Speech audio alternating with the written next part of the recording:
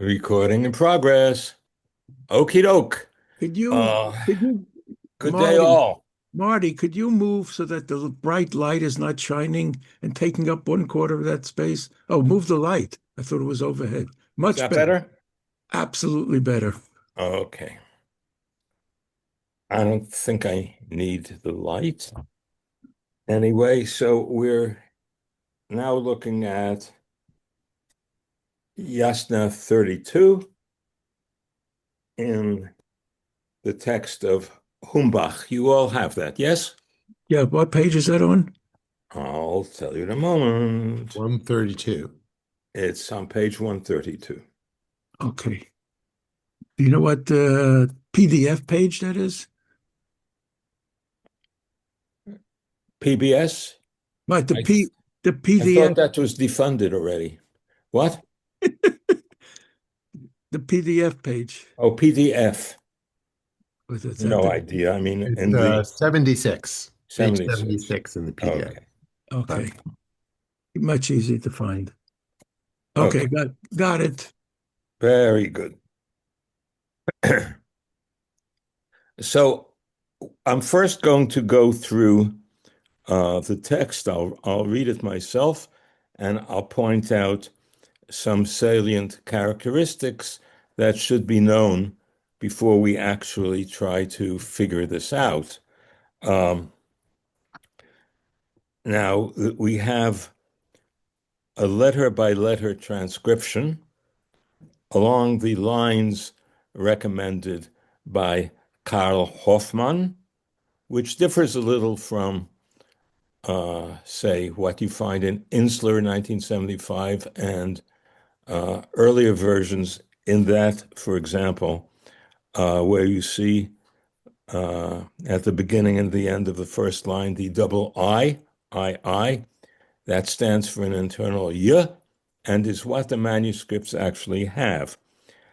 Later on, we'll see a UU standing, rightly enough, for a W sound. Uh, and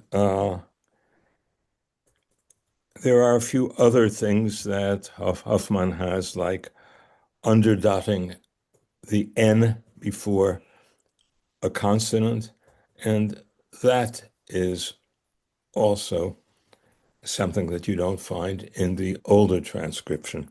So we now have a proper transliteration, which is used by Humbach and most other authors, not all, but most. Um, and I'm in favor of that. I think that is good. Uh, Now, this alphabet, the original alphabet which this uh, transcribes, is a very interesting invention of the late Sasanian period. It is based essentially on the consonantal Pahlavi script, but brought in all kinds of other symbols. I won't go through that. I can at the end if you want me to talk about how the script was put together. But it's really a wonderful script, and I consider it an important uh, intellectual discovery or phenomenon.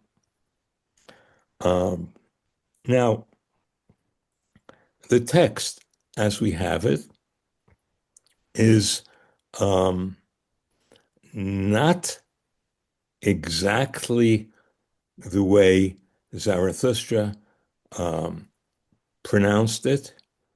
Uh, it shows the influence of the later Avestan tradition. Uh, this is Old Avestan. It shows the influence of, well, Young Avestan uh, in certain features such as the thematic stem. Uh, Nominative singular is O, long O. Uh, it quite likely was a long schwa, an sound. But in the dialect of Younger Western, it was O. That goes back to a final AH, ah. Ah becomes O in Younger Western, but in most places, it becomes, it became long schwa well, all over it became long schwa in Older Western, but typically final ah words when nothing follows, or when it's not, say, the pronoun, a relative pronoun, ya, which is realized in the nominative as ye throughout the Old Western text, you have o. So where you see the last word, for example, in the last line, two words, du tong ho and darayo, those O's most likely in the older pronunciation were long schwa. And that's a realization of a final ah. That ah, when I pronounce that, that's a reconstructed form. That would go back to an Indo-Iranian us, so that in effect the thematic nominative would be linguistically equivalent of Greek os. So os to ah, and then to the particular realization we're talking about. Is that clear? Did I state that clearly? Okay, good. The second factor that is a bit of an occasional interference is what I think of as recitational phenomena. I can't say how old these recitational phenomena are, and you tend not to find them in Younger Western, so maybe it's a tradition that is fairly old. Namely, between certain consonant clusters, you have insertion of schwa, which does not count metrically, and all final vowels are long. I regard these as recitational features. The late Tremblay came up with something he called Middle Western, which is essentially Younger Western with these very features. But I don't think that's a different kind of a Western. I just think the inserted schwa and the long final vowels are recitational features that you also have used for whatever reason for certain Younger Western texts. I was wondering, Martin, could I ask a quick Please. question? Yes. I know that I was taught this when I took a Western in graduate school, but what exactly is the I guess linguistic evidence that, because I know there is, I just don't remember it. What is the linguistic evidence that Young Avestan is based on a different dialect? It's not just a chronological distinction. It's not like, Old Avestan developed in the Young Avestan. It's not a genetic thing solely. There's a kind of a what I'm wondering about is what is the linguistic index Well, of for Young example, Avestan I being mean, based on this dialect? offhand, I can cite, and I don't think it's begging the question. I can cite this, say, ye for he who, Mm-hmm. from Indo-Iranian yah, relative pronoun, being ye, and similarly ke from kah, meaning ko, with a long schwa, Mm-hmm. versus yo and ko in Younger Western. That is one phonological feature. Okay. And there are one or two others, but for the moment, I can't lay my mind on them. All right, thank you. One morphological feature is the declension of vispa, right, which follows pronominal declension, I think, in Young Avestan and nominal in Old Avestan. That is correct. Yeah, that's correct. Yeah, there are morphological features, no question. But I think Andrew was interested in phonological matters. Yeah, because everything else can be explained, I think, as a matter of later origin. Yes? Yeah, that's what I was wondering about. Yeah. Okay. Thank you. Sure. So I'll read it, and you'll notice, if you don't already know this, that in the sound for the sounds I and O, what is written is I and ow. So in our second line, daiwa and not daiwa. Okay.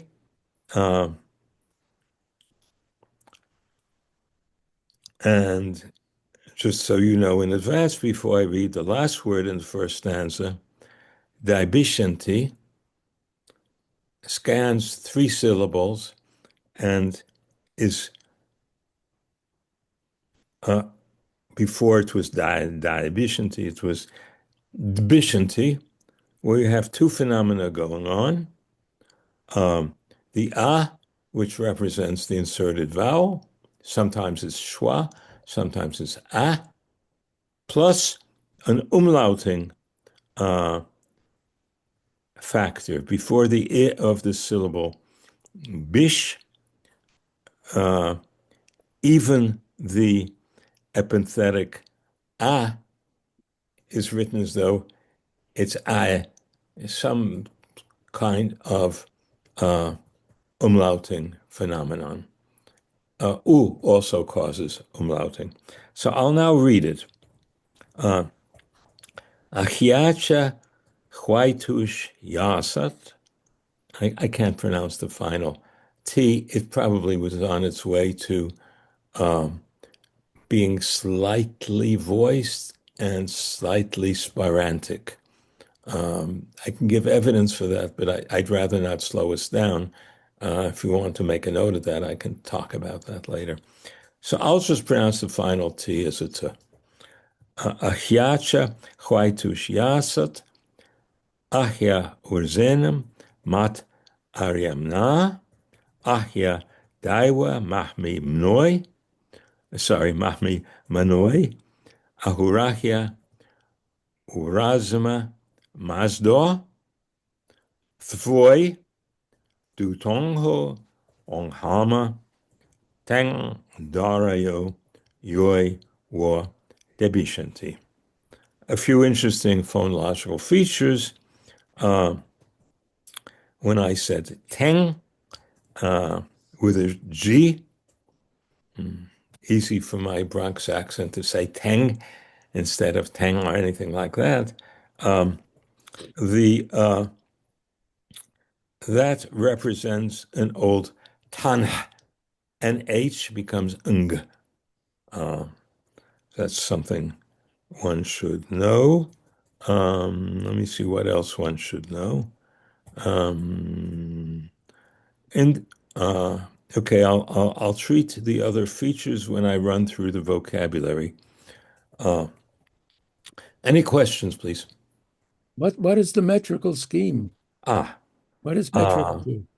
So the Gathas are named from 5 metrical schemes. There are 5 Gathas, so the poems are secondarily, in my opinion, arranged by meter. And the meter would be as follows. Let's see. Ahya cha huaitush yasat. Okay, so before the caesura, the first hemistich gives you 7 syllables. Ah, ya, dai, wa, ma, mi, mnoy. I'm now reconstructing it as though the epenthetical vowels were not there. And thvoy, thvoy, du, tong, ho, ung, homo. So 7 in the first hemistich and an ideal of 9 in the second hemistich. So that characterizes the series, the Gatha, to which this belongs. Sometimes you find the word Gatha wrongly used to mean an individual poem. Sometimes Insla does that, for example. Properly speaking, each individual poem is called a hati, which stands, of course, for older hati with the inserted I. So So it's a hati is a binding, right? I think so. Yeah, so it's a stitching the okay, okay. Why do you think so? Well, yeah, so I was just curious. I mean, because isn't the root sach SEH2, isn't that bind? So it's a binding and it's kind of a binding together of these verses. Is that the conception?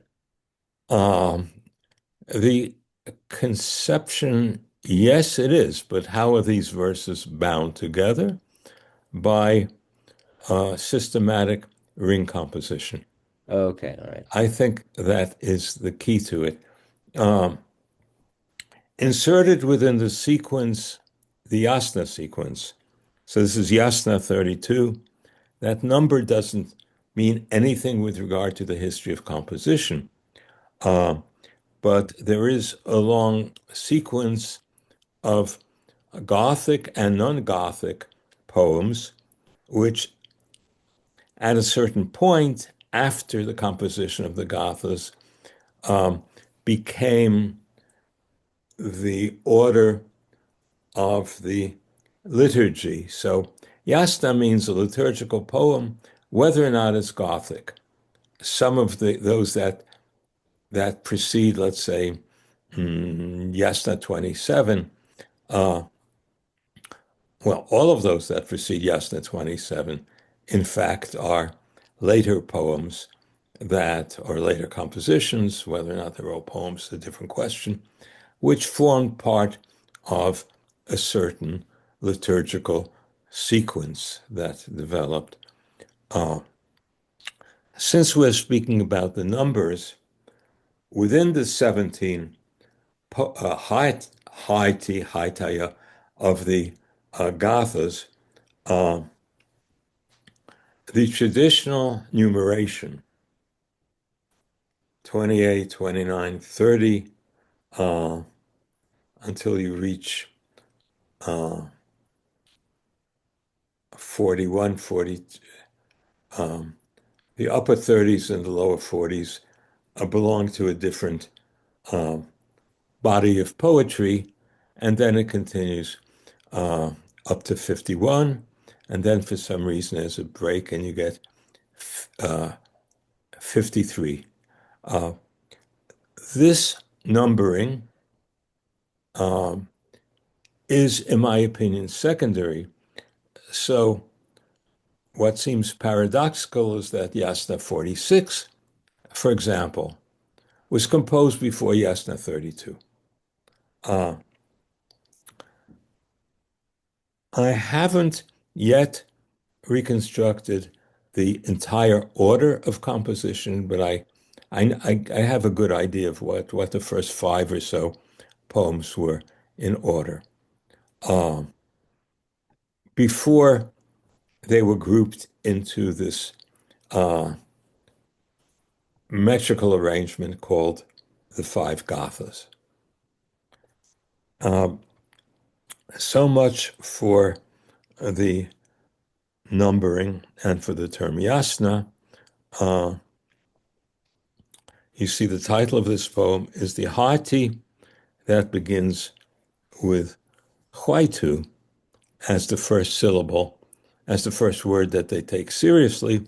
So it's the Huaitu Mati Haiti, where Mati standing for Mati, is the feminine form of the adjectival suffix mant, meaning containing or pertaining to. And what in Greek that would be? You have that in Greek. You Ace. have yeah. Haries. It's the went suffix. It's the went. Yeah, you have went and meant. So it would be ace. What in Greek? Ace essa or some such. Yeah.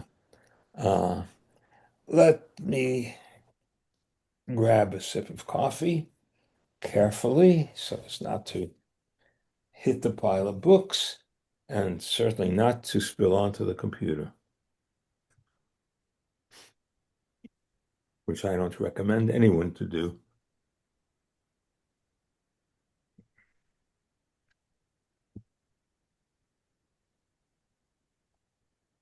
Other questions before we proceed? Yeah, just a quick question about the Dvashanti. So if this were Sanskrit, it would be Dvishanti. Correct. Yeah, so that's a Absolutely. lot of epenthesis at the beginning. Yeah, a whole lot of appendix going on. Yeah. Uh, There's a lot I don't understand, Marty. But first, Sure. what is Please who ask. who's Please ask speaking? if. Yeah. Is this is Zarathustra, Zoroaster speaking in his own voice, and who's the Yes. supposed audience, and for what purpose? Before you're talking right into the linguistics, but I want to have some sense of what kind of document it is. Sure. Okay. So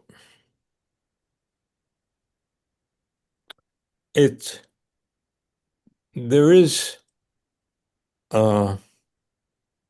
something of a controversy in Old Western studies as to whether a single author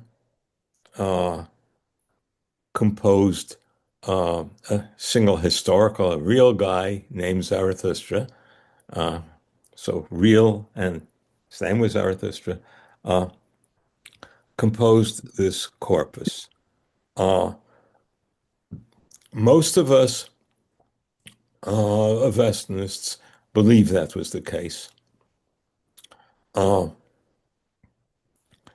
Two notable exceptions are Jean Kellens and Protzoktor Charve, each of whom, in their own ways,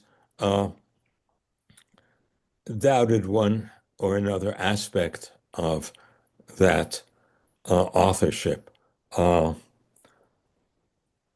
Charve doesn't write about these matters anymore, and I have given, with regard to Kellens,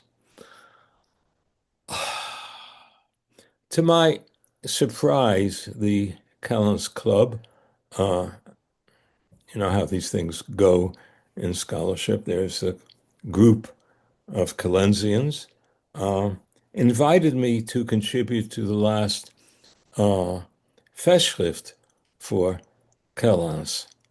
And I used it, and I hope carefully and politely, to refute some of Kellens's notions about Zarathustra not being the real author of these things, single author. And But it's supposed to be his voice. He's yeah, supposed to be the speaker. Okay. it's his voice. It's his voice. And and what crowd is he addressing? What's his audience? Well, we know the names of some of his patrons. They seem to have been, well, the most important ones were local rulers and people, noble people of great prestige, probably warriors, which is not to say that these guys were bozos.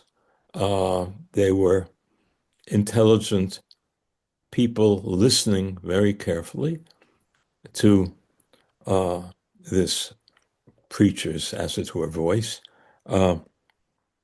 And so because this was orally composed, his audiences, and I don't think he had like huge halls the way our modern university audiences have. So as for people named and addressed, they number under 10 in our texts. And the supposition would be that they were then memorized by priests who followed, who believed in this group, let us say, of Zarathustra acolytes, and so the material spread in competition with the priestly composer-reciters of a rival kind of religion, which had a different kind of theology and whose, let us say, constantly repeated values were somewhat different. But I would stress the difference in theology and probably also the development of an eschatology as well, which goes hand in hand with the theology. Andrew, you look Yeah, like, I just want to ask a quick question about these patrons and warriors. yes, So, I mean, I have a kind of assumption about this that, I don't know, correct me if I'm wrong, that um, Zarathustra was a reformer of traditional or a significant modifier of, inherited Iranian Indo-Iranian religion, and that presumably these patrons were dissatisfied with traditional Iranian Indo-Iranian religion and were looking for something that I guess Zarathustra was sharing with them. they were looking how dissatisfied they were. Uh, we Oh, can't that I say. don't know. I'm reading that and I have Yeah, no idea. yeah, yeah. But they were interested in uh, if there was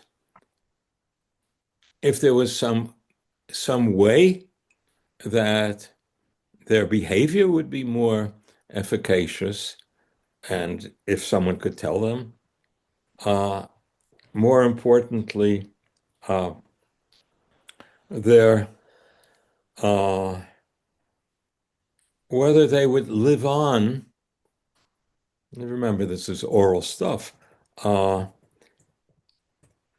If their names would survive, if people would know about them, this famous Indo-European idea of kleros,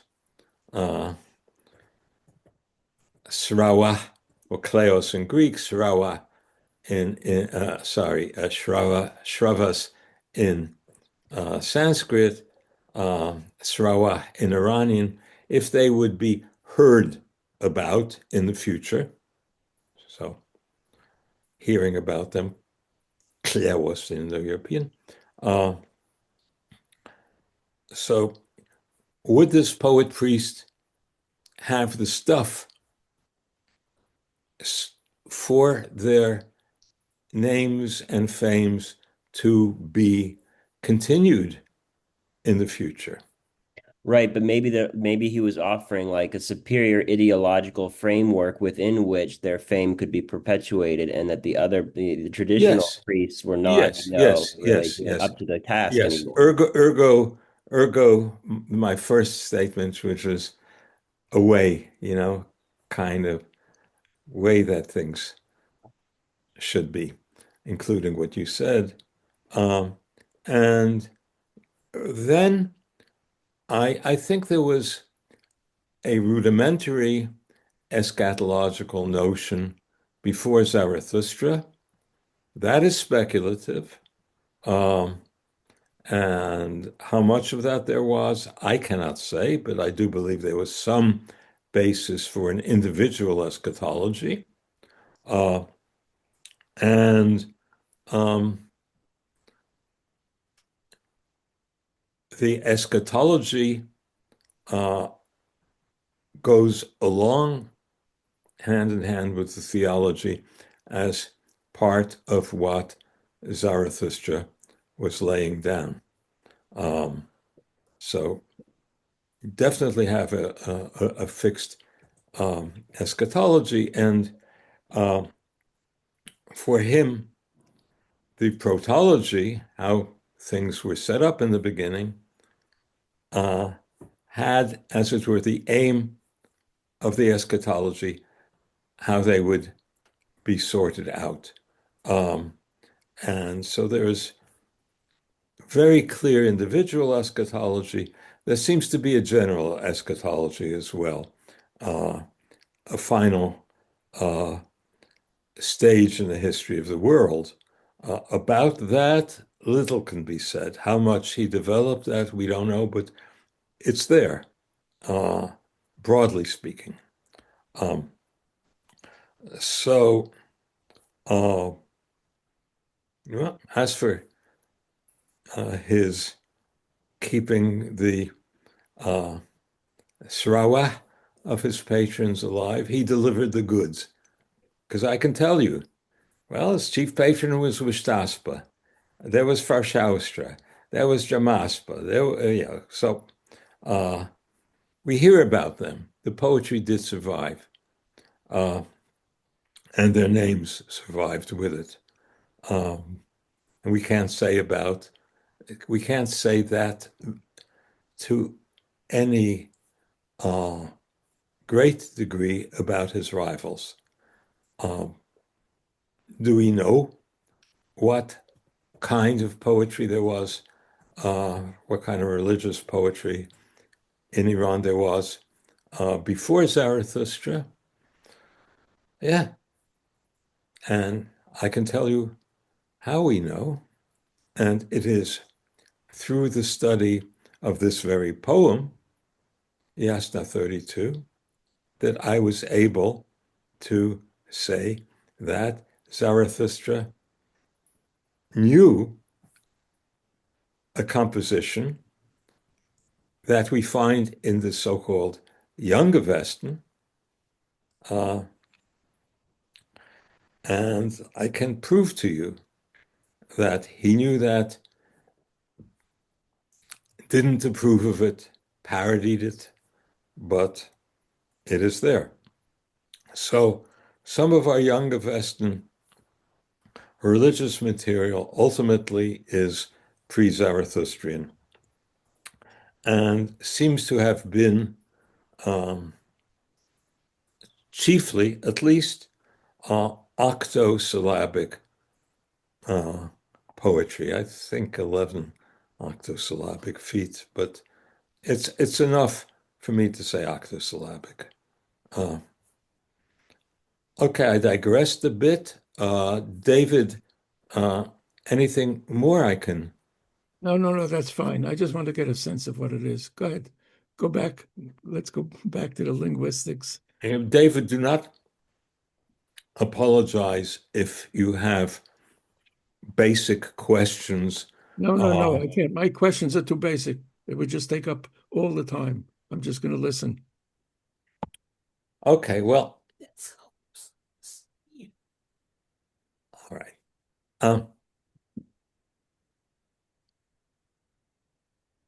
One more basic thing you want to know. Can you think of something on the top of your hand? Your head, that's basic and no, I'm not at the moment. No. okay.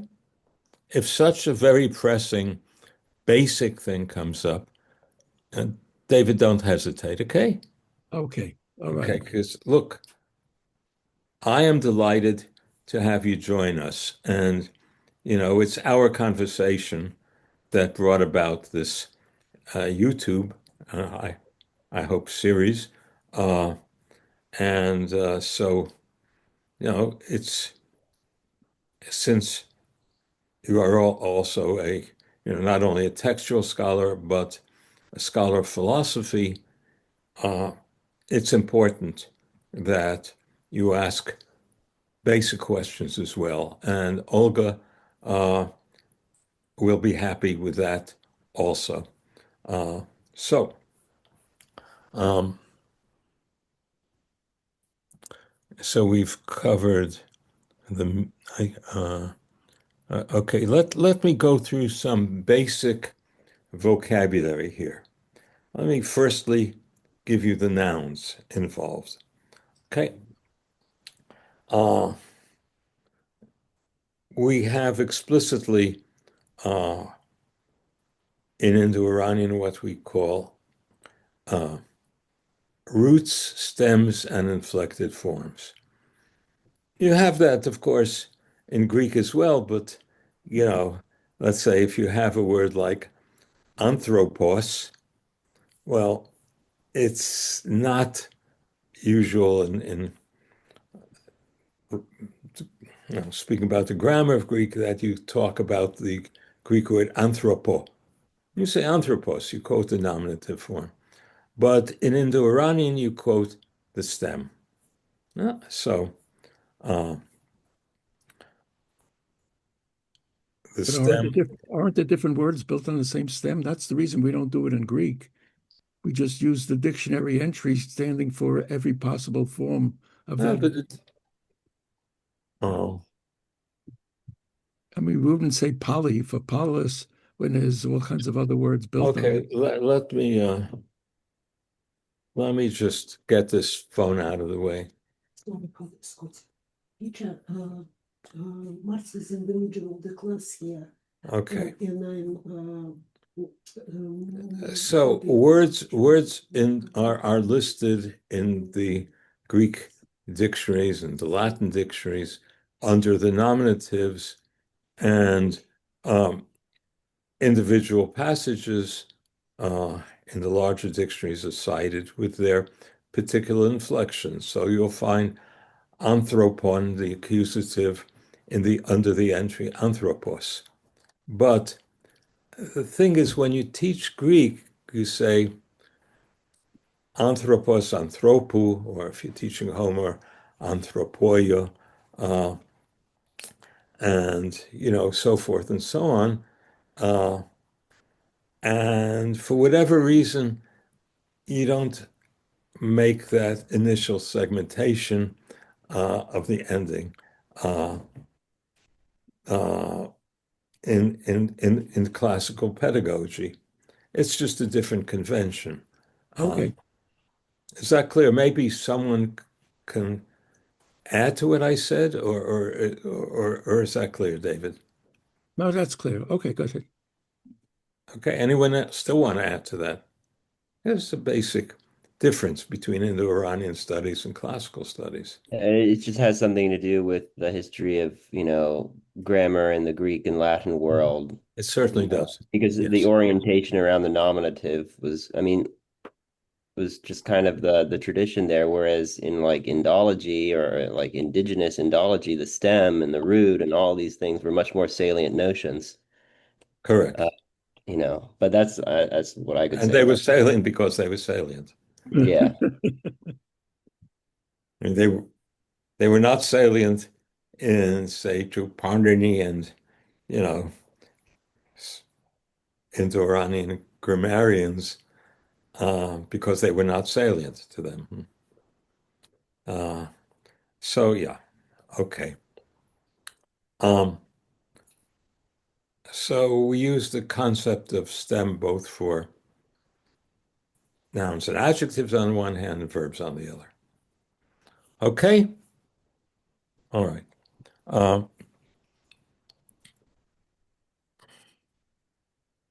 There's just one phonic point. The first word here is achiacha, with a palatalized ch.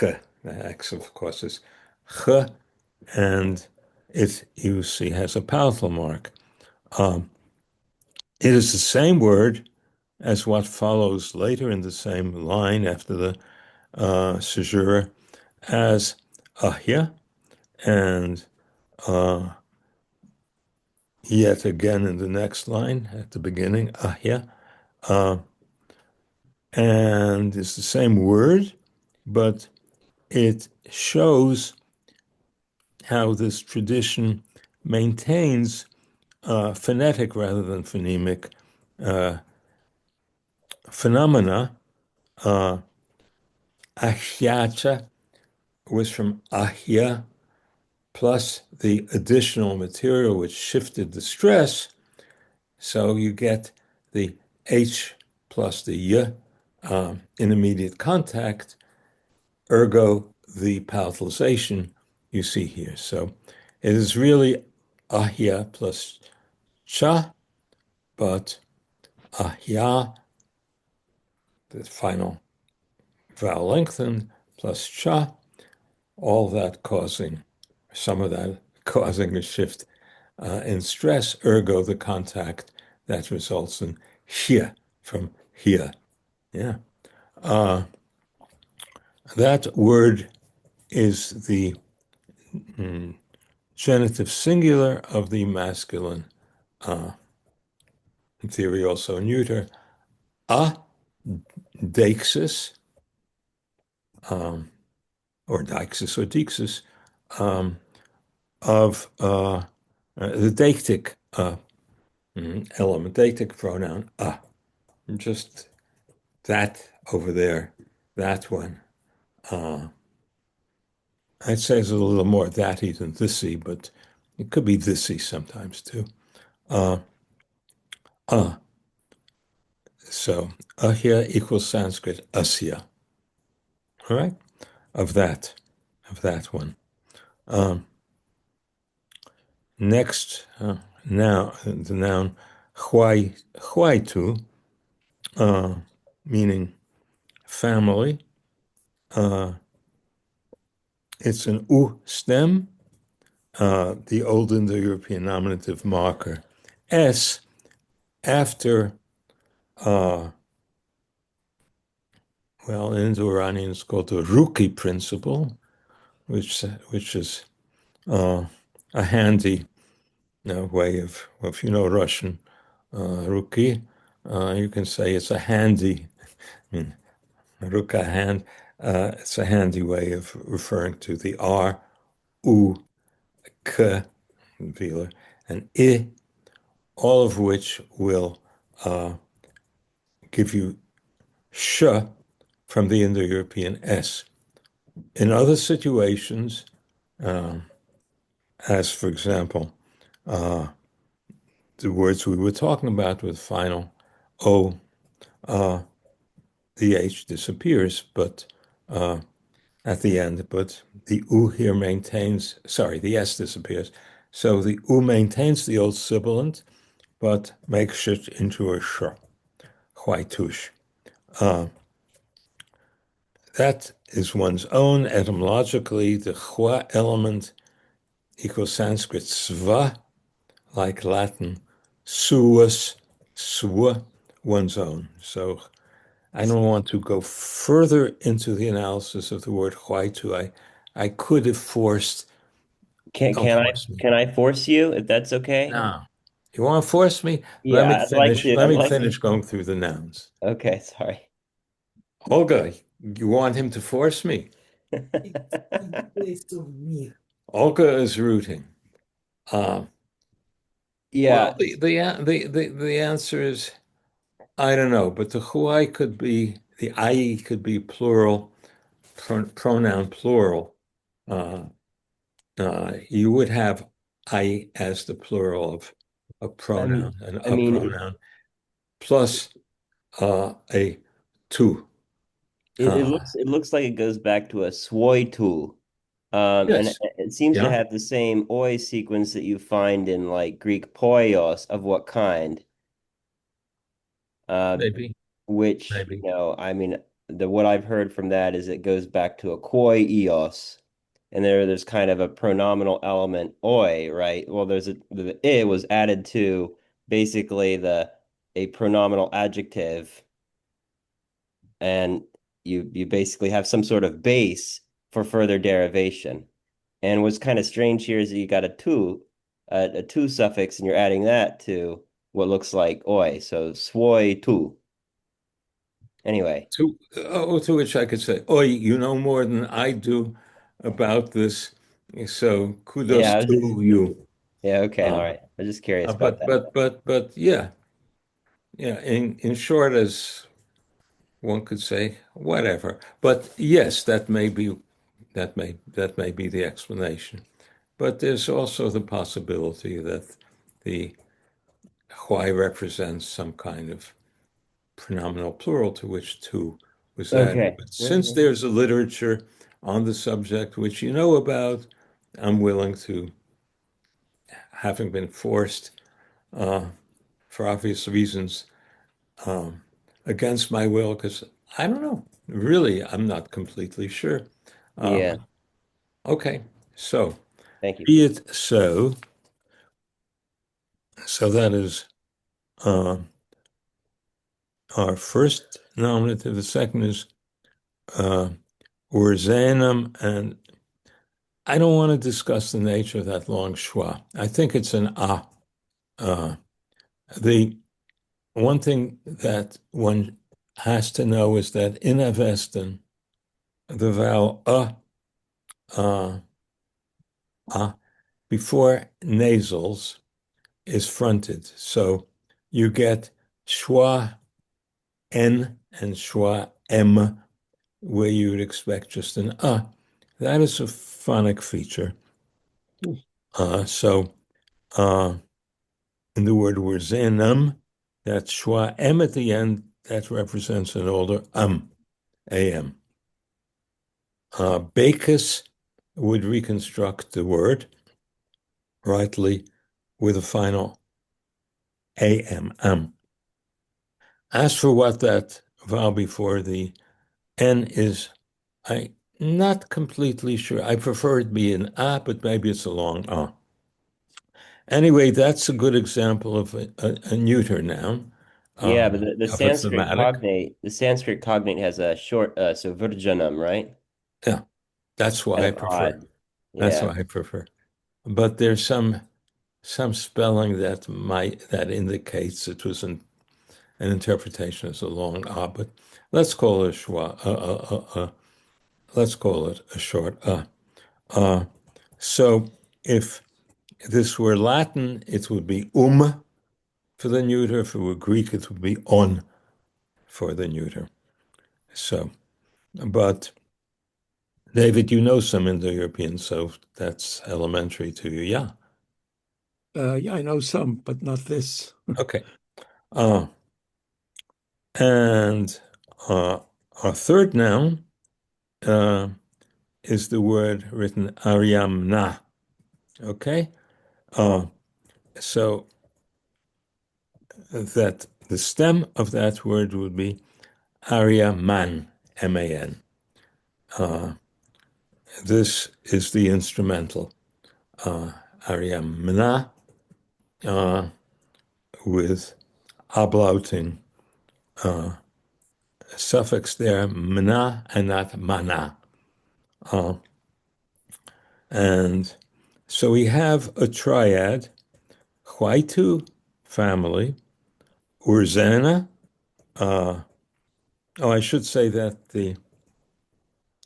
in a word like Urzana, where you see schwa ar schwa, that represents a syllabic R. That's the way they decided to write a syllabic R. And I don't think anything more should be said about that. So it's not words in them. It's, well, yeah, it's not words. It's words metrically, it's one syllable. But did it not eventually develop into the sequence schwa r schwa, and that's what informs the spelling? I mean, I understand at the time of composition it was still a syllabic R, but I'm wondering like eventually it developed, whether it eventually Probably. developed.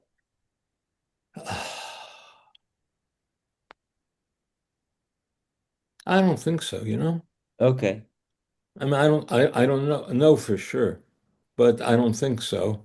Um, One has to take into consideration when this orthography was invented, which was way later Like in the than 6th century or something? mm, Like 6th century CE?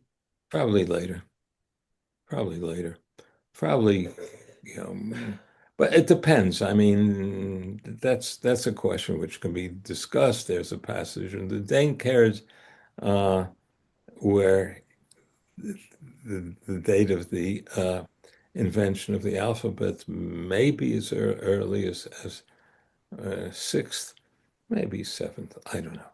But my point, Andrew, is that uh, this schwa ar schwa pronunciation could have been that which the uh, priestly scribes who came up with this system decided that's the way they would have syllabic R. They Okay. themselves may have said or something like that. So we don't know. Yeah. All right. Uh, as I was saying, we have a triad, uh, Huaytu family, Urzena, let's call it community. It can also mean an enclosure for cattle, by the way, uh, both in Vedic, as Andrew will tell us, maybe, and in Old West itself. There's a place where there's a word play on community of people and uh, the enclosure for community of animals, so to speak. But I mean, the idea is a kind of enclosure. And the third is Aryamna, Aryaman, uh, whether Aryaman is clan or tribe. Uh, I'll just say whatever you like. I don't want it to go into a long discussion of that. Ultimately, for our text, it doesn't matter much. Uh, the So Aryaman is interesting because usually it's taken from the word Arya, the ethnonym, the what do you endonym uh, Arya plus a nominalizing suffix man. Problem there is that man is it's a primary derivative suffix, meaning it's from the root itself, whereas this would be not from the root, but from a developed noun plus suffix man. So I don't accept the etymology of as Aryamajig, so to speak. I think rather the man, and there's Vedic actually as a masculine, and it's stressed Aryaman. I think that is the original situation, and I think it means someone who is thinking of, who has in mind, who cares about the Aryas.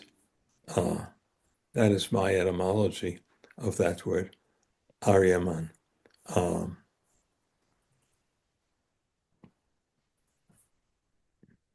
I think Humbach, maybe Humbach and certainly Gershevich tried to come up with a parallel to this, to the idea of a man as a secondary suffix, but I don't believe in their particular examples.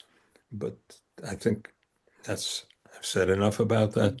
Yeah, So, if I may ask on this, is there any evidence of the men suffix used with a um, you know, to form a noun, a substantive derived from an O stem adjective anywhere in the Indo-European world?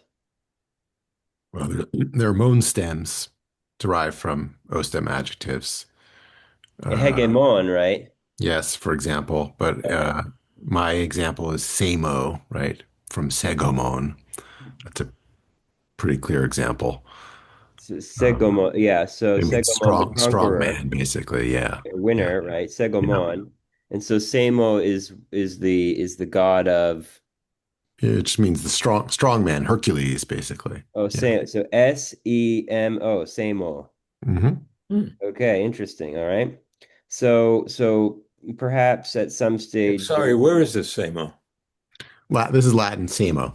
Oh, Latin Samo. Okay. It has nothing to do with semen seed, which is a completely right, wrong idea. Yeah. I So, see. Michael, do you take this Mon addition uh, to a thematic stem as a Proto-Indo-European phenomenon? I mean, it could be, right? I mean, basically all you need is a root noun, which has kind of adjectival semantics, and you make a moan stem from that. And then parallel fashion, you just create a moan stem from a thematic adjective, right? So yeah, in my article on Samo, which was in classical antiquity from, I don't know, 10 years ago, I have some examples of that. Okay, So, send it to me, please. yeah, Okay. sure. A, two things. One, a very elementary point. So Andrew refers to this as a men stem. He means an Indo-European men stem. And I should just, David, in case you don't know, the Indo-European vowels, the short vowels, a, e, and o. Once you have an a in Indo-European, I'm not going to get into that, but let's say Indo-European a, e, or all those vowels merge in Indo-Iranian as a. So we call it a man stem because it's written man, but in Indo-European it's a men mon stem. Anyway, just to be done with Aryaman,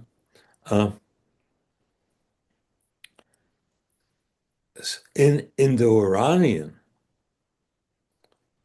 such formations are, well, just a few of them. I mean, certainly in Avestan, this is a man whose origin, as I say, is disputed. Uh, there's also a choirman or something like that. I've written about it actually, but I don't believe that it's a parallel. The point is that these are rare enough, such formations in Avestan to be questionable as to their being men-one suffixes. So I take this uh, as the man representing a root stem of the root to which grosso modo is to think. And I'm not going to say why grosso modo, it's the semantics of men are, so it's a whole deal. But as far as we're concerned, let's call someone who thinks about Arya, who cares about Arya, has Arya in mind. Okay, we'll move along. Next noun and I'm not going to yet analyze this word by word, is daiwa. Daiwa is the stem. Uh, Very, very interesting word. Uh, it is obviously the cognate of Sanskrit deva. The Indo-Iranian form would have the diphthong I, which becomes E in Sanskrit, but is maintained in Iranian, written as I in Avestan, Daiwa, uh, cognate of Old Latin Deus, and of course Deus, ergo Deus, and um, so forth. Of course, not Theos, that's a different story, but Deus in Latin, that should do us. Uh, mm, and also Balto-Slavic forms, which mean God. Mm. Daiwa in Iranian does not mean God. Unfortunately, Insler translates it for etymological reasons as God, but for all practical purposes, the word means demon. And then there is uh, a question. How is the word demon, how is the word Daiwa demonized? Um, why did it come from God to mean demon? Uh,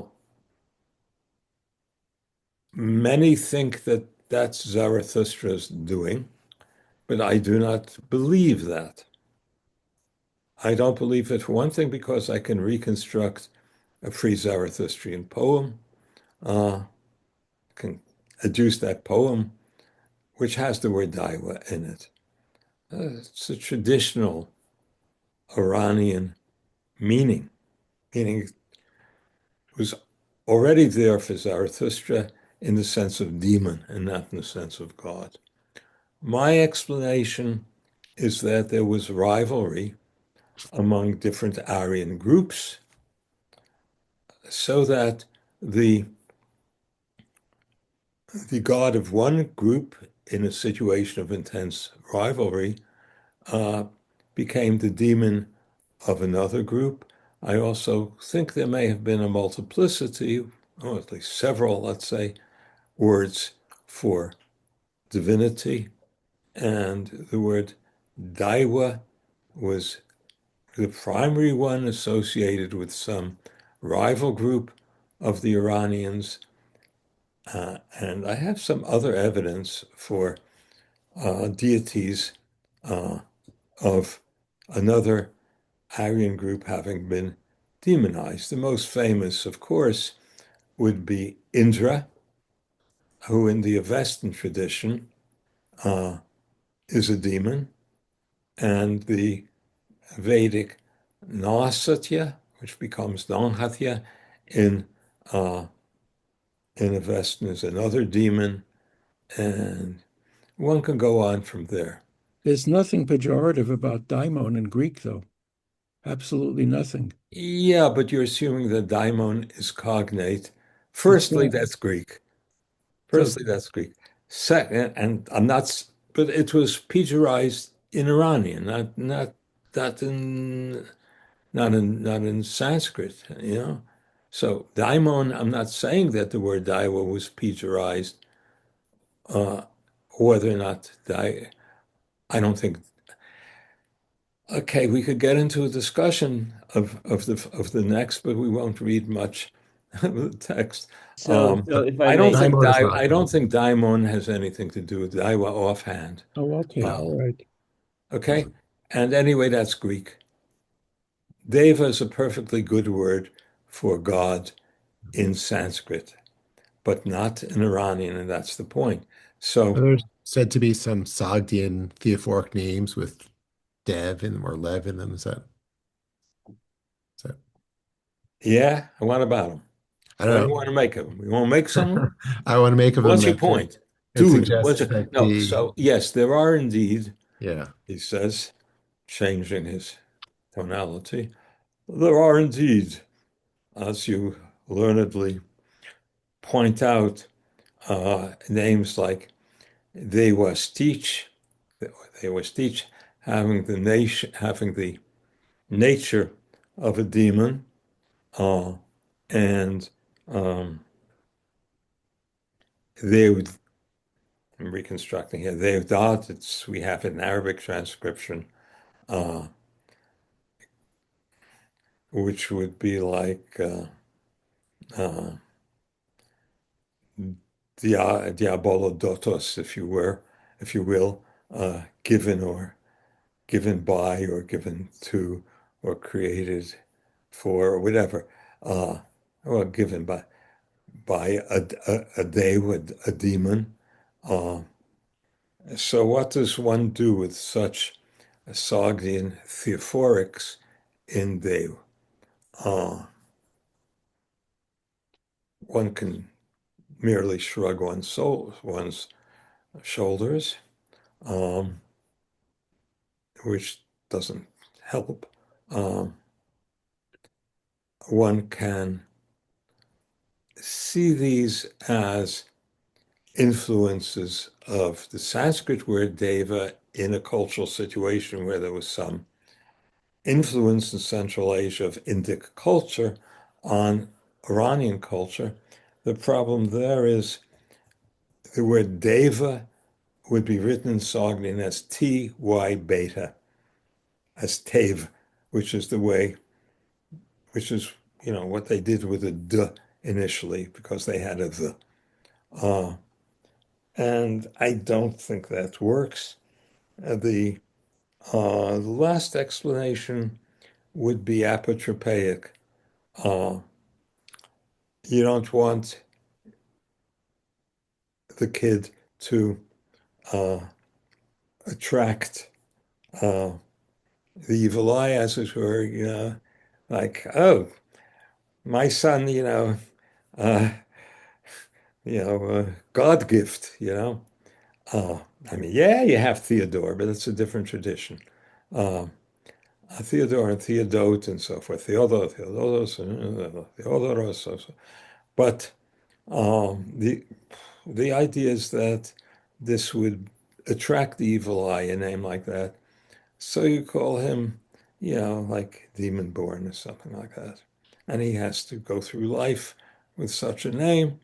And if he had a sufficient inferiority complex, he would want to become a big shot and kick ass and become famous, such as the king Dewastich of our Sogdian texts.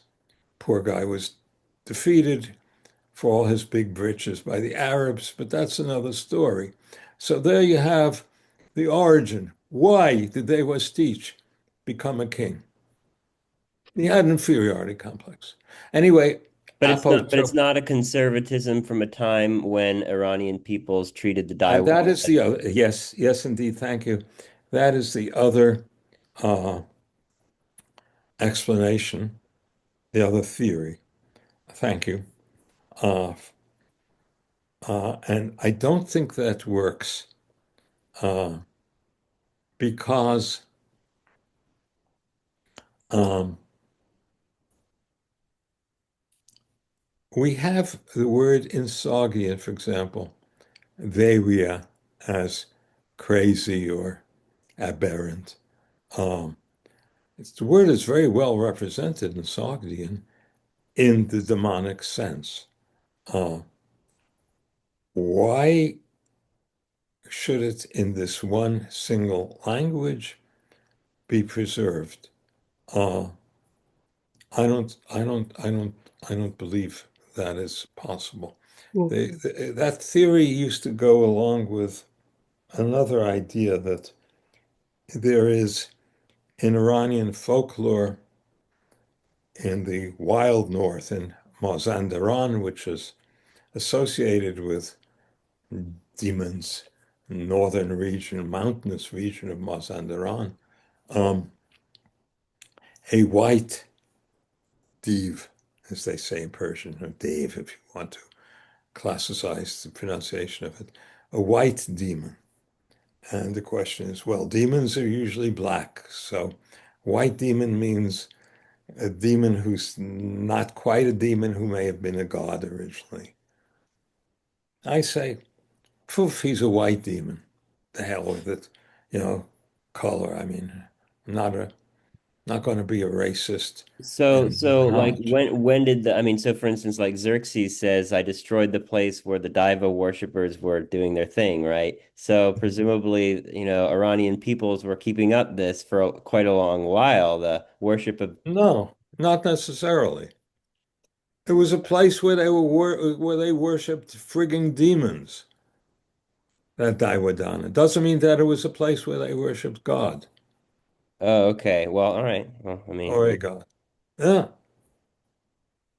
yeah. It was a place where demons were worshipped. Huh?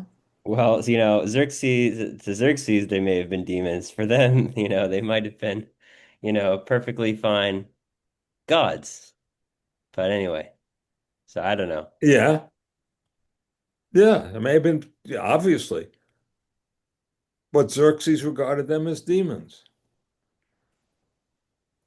Okay, Andrew, do you want to anything else?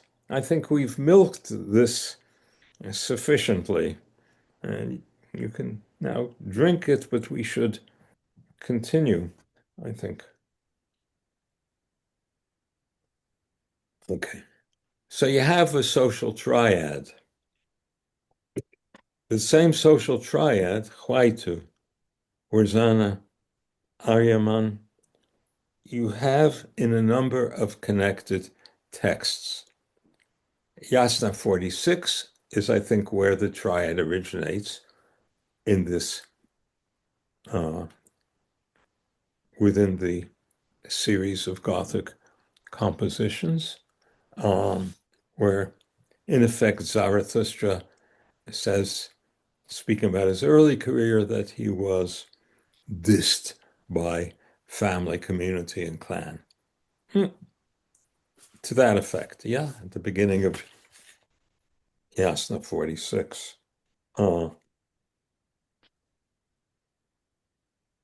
You also have, now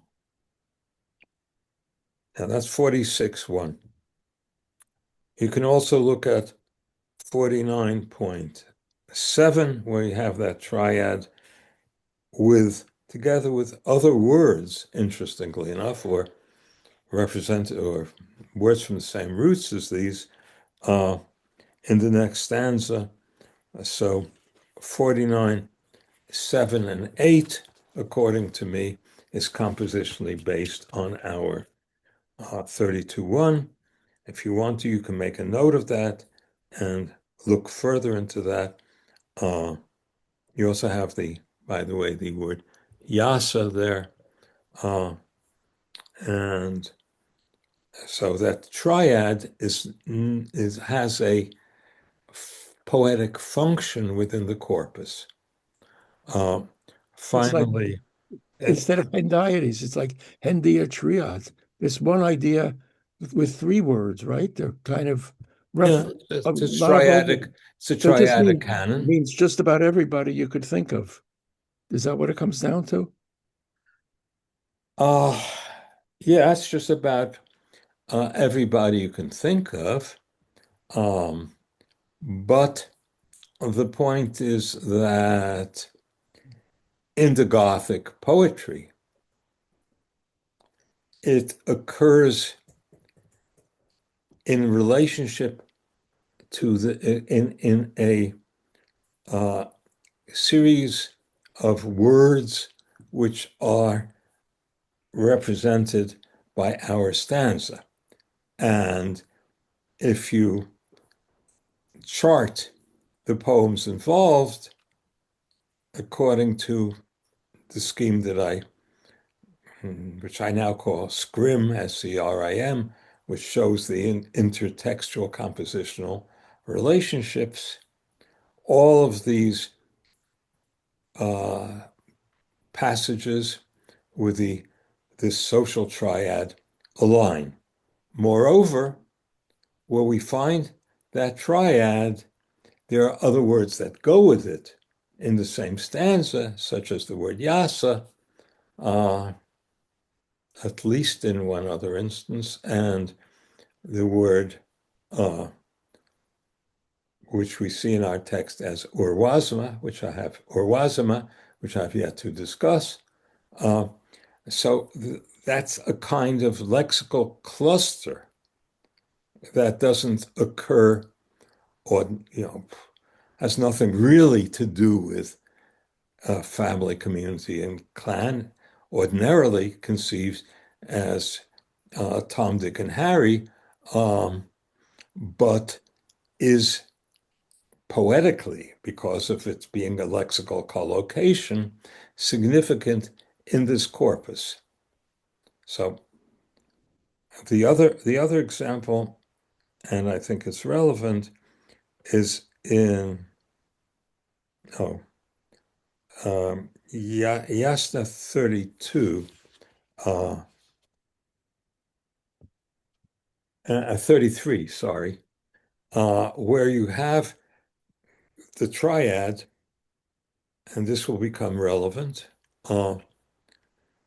in two stanzas. One, the triad is used with regard to good people. The second stanza, where you have the triad, following stanza, of bad people. And that will be relevant for our text. So why don't I now then come to the important noun, ahura, followed by masdaw. That's a nice genitive, like ahya, ahurahya. Formally, in Vedic, it would be asurasya, where that asya, ahya would be cognate to the Homeric thematic genitive oyo, of ahura. Ahura means Lord, basically. Mazda, which is metrically disyllabic, Mazda'ah, originally becoming Mazda, genitive of a stem Mazda, with a long ah, originally a laryngeal stem, means either wise, knowing, so to speak, comprehending, or comprehension or knowingness itself. So whether Mazda means the wise one or wisdom, I keep on changing my view of that. So this is the famous Ahura Mazda. And in the Gathas, the usual order is Mazda Ahura. Because of the intervening word urwazma, breaking up the Mazda Ahura, you get the reverse order. Ordinarily, you get Mazda Ahura. So if ever you want to read through the Gathas and see where you get this other order and what the syntactic principle is, please do so. But I think it suffices to say that when you have something, in between the two, you get a reversal of the order. I don't want to go into that anymore. So this is your famous Ahura Mazda, which in the Gathas is Mazda Ahura. Why you get Ahura Mazda in Old Persian, and for that matter in later Avestan, Young Avestan, I don't know. And there's a lot to say about the history of that term, Ahura Mazda. And unless you want a discussion of that, I think we should move on. But Can I ask briefly about Ahura itself? So, this basically a kind of a generic, I mean, so in Indo-Iranian times was an asura, was it basically like a lord in the sense of a property owner, like a proprietor, like having, asu meaning like wealth? Is that what it meant? Or Oh, uh, so your question is, um, well, in that it's Indo-Iranian, let's say Asuya. So is Asura a lord in the sense of someone who has wealth? Asu is, yeah, it's an honorific for a spiritual being, I and want then to it know came to about Asu. Tell me about Asu, did asu mean meaning like, wealth. yeah, did it mean wealth? Or News to like, me means, well, existence. okay. As to whether, yeah, it could be from Ahu plus Ra. That's possible. Asu plus Ra. I don't know. But the point is that it means a lord, whatever its Okay. etymology, however you break it down, it means lord. Hmm. Uh, and what is interesting is that, well, it's known that within the history of the Rig Veda, toward the latter period, the word asura came to mean a kind of demonic category when it is contrasted with Deva. There's Devas and Asuras. Um, but at other times, it's a perfectly fine epithet of a divinity.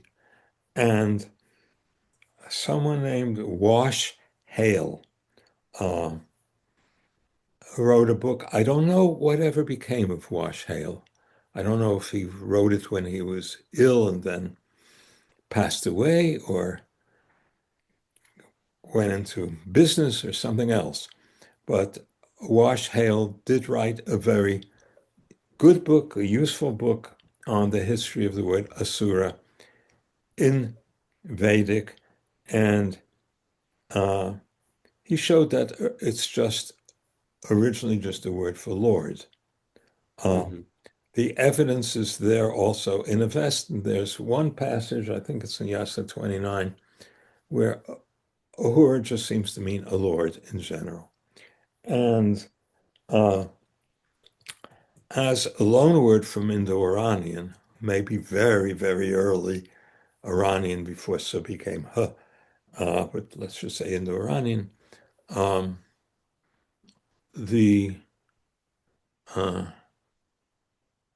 Uralic languages, I think specifically Finno-Ugric, uh, have a word like Azur, uh, Well, meaning Lord.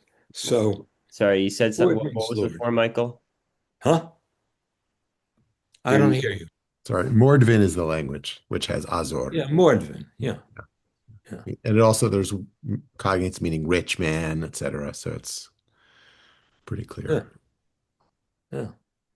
So, so much for Ahura. Now, from the there was one point. But the if I may, the pejoration in Indic towards demon is like an independent phenomenon. So what I'm wondering about is like in Iranian, you've got, Daiva, it becomes, pejorated, independently, and then and anyway, so or there's kind of a Wait, what becomes pejorated so independently? in Indo-Iranian, I'm sorry, in Iranian, the word for God becomes pejorated, The, whereas the word Daiwa for God becomes yeah, pejorated. exactly. Whereas in Yeah. in Indic, eventually Asura gets pejorated, and it's kind of a Okay. independent sort of thing. There used to be a theory that there was an original balance between Daiwas and the Suras, which got dipped. One scale went one way for one group, and the other scale went the other way. So you get Daiwa good, Asura bad, Daiwa bad, Ahura good. Uh, that's an old theory. Are you alluding to that idea? Yeah, I mean, in a sense, You because are alluding to that idea. well, yeah, because it looks on the surface like the Vedic peoples and the people that kind of, a subgroup of Iranians who followed Zarathustra, that they were kind of in competition. Like it seems like that way on the surface, but it looks like this sort of demonization is really kind of an internal Iranian affair with the demonization of the Daivas. And the Ahura in its positive meaning is a retention, right? Yeah, And just yeah. So this balance theory of Taoism, so you're speaking against it now, yes? You're I, saying it's not anything in the right that it's that yeah, the I mean it's not demonization. evidence Yes, of I agree with you. The competition. It's not evidence of demonization of the word competition Daiwa between, is an Iranian phenomenon, yeah, just as the demonization of Asura, to the extent that it's demonized, is a separate Indic phenomenon, yeah, as it's just per separate. Hale. It's not like they're competing. It's not like, Indo-Aryans are competing with Iranians. They're already separate, but they're undergoing their separate developments. No, that's what I'm saying. Okay, good. Yeah, thank you. Just wanted to understand that. Okay, Thanks. okay. Um, okay, so the point I don't want to forget is that, and actually I came up with this last night.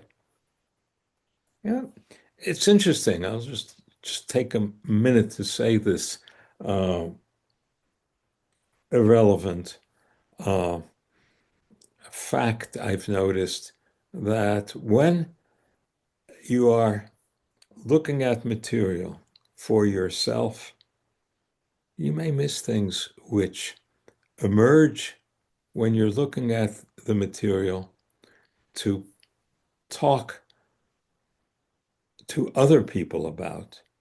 So somehow going through this material, which I've been through a lot, it occurred to me that, hey, in Younger Western, the usual word for divinity is Yazata, uh, which is the equivalent of Vedic Yajata, meaning someone who is worthy of being worshipped, from the root Yaj, ultimately the Hag of Greek Hagios.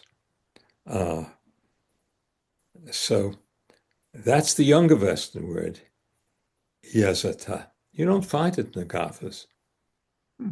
So the usual word for divinity in Younger Western was Yazata. So not Daiwa. So the general Iranian word for divinity was Yazata. Zarathustra, I think, distinguishes himself in that he doesn't use the word Yazata. He uses the word Ahura. And Ahura is a category that is basic to the Gothic theology, in that there is not only one Ahura, namely Mazda, but there are a number of Ahuras. There are two others that are chief Ahuras and a few others that are mentioned as Ahuras. Uh, so in his theology, divinity, with a capital D, is both singular in that Ahura Mazda represents divinity, and plural in that aspects of Mazda uh, are also Ahuras. Uh, so you get, and this will be of relevance for our reading, even this stanza, uh, theological notion, which is neither monotheistic nor polytheistic, nor, I say in italics, if I may slouch over italically, uh, henotheistic. It's not any of those. It's something else. So you have God is one and God is several at the same time. And ultimately, there is a kind of unity, but it's not stated as such. You have to tease out the fact that, well, yeah, Mazdahura is effectively the divinity, but can be addressed, can be spoken of in various aspects, each of which is an Ahura. Okay, this is me saying that. My idea, and I can prove it, but there's no question that there are other Ahuras because you have the phrase, two variations in the Gathas, O Mazda and the other Ahuras. So that is there.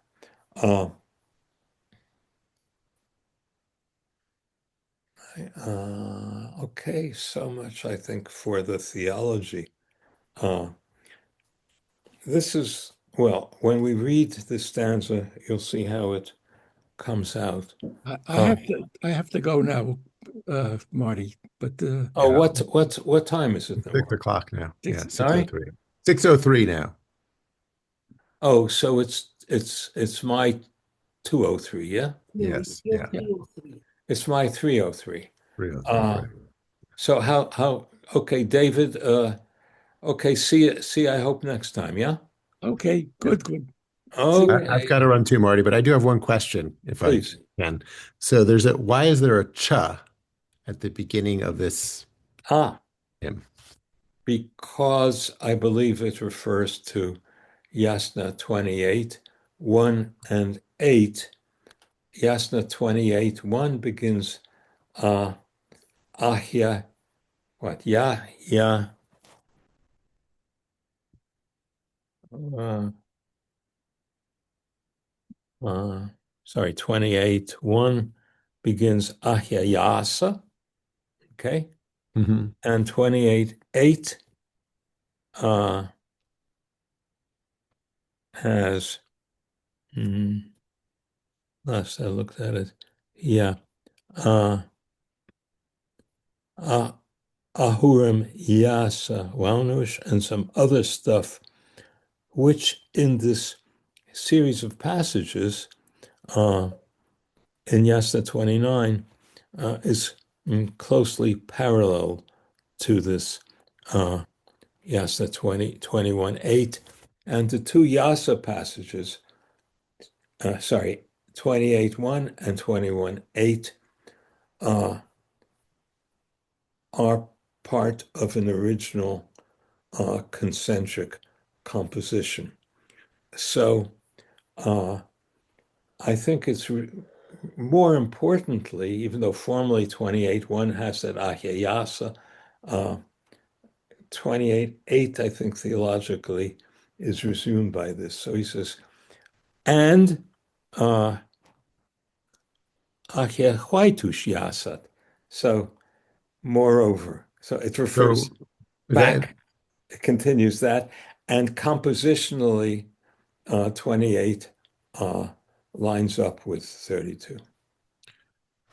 so were they contiguous at one point in the prehistory of the canon?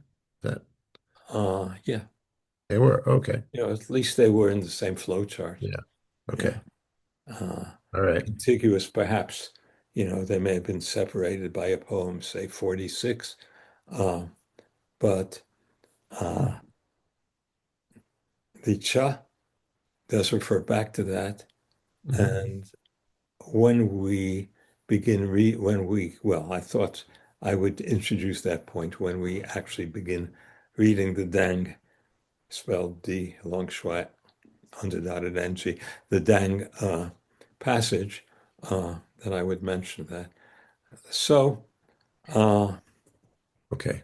yeah, Okay, you have to go, Michael. Gotta go. Yeah. So thanks a lot, Um, Marty. you wanna hang Great on, to meet you. Andrew? Yeah, I'm happy to. I mean, I don't want to. Okay. Yeah, Stop so recording now. sure. See ya. Yeah, stop recording now. So, Well, yeah. Um, I mean, I'm happy to Check the continue if book. you want, but I understand if you need to go as well. oh, I'm okay. As a Uh, matter of fact, I'm gonna be going to next weekend. I'm gonna be delivering a presentation on just Avestin generally for the general public at Catholic University. mhm. So That's interesting. Which one, Andrew? is the one well, it's the Catholic University of America in Washington, D.C. Okay. And they have a department of medieval and ancient and medieval languages and cultures, and they have this sort of general public, but also departmental general information conference on